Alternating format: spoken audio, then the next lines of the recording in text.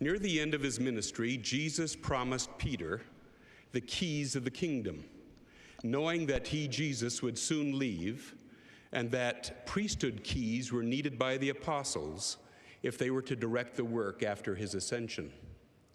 In order for them to receive the keys, Matthew records that Jesus took Peter, James, and John up into an high mountain where he was transfigured before them, and Moses and Elijah appeared unto them. Shortly after this event, the Savior declared that the apostles now had the keys to direct the ministry.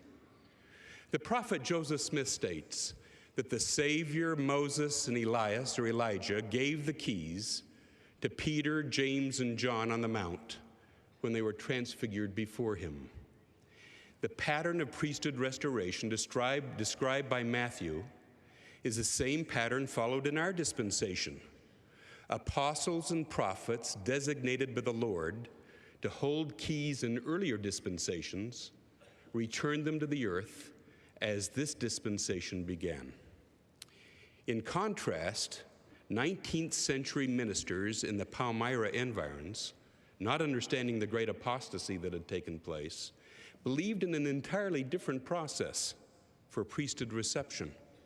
They believed that the power to preach came through an inner calling to a priesthood of believers. They did not understand the necessity of receiving the priesthood from a person in authority by the laying on of hands.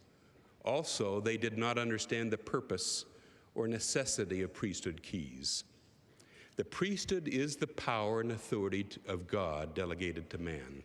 Priesthood keys are the right to direct the use of that power. As has been mentioned tonight, the president of the church holds the keys necessary for governing the entire church.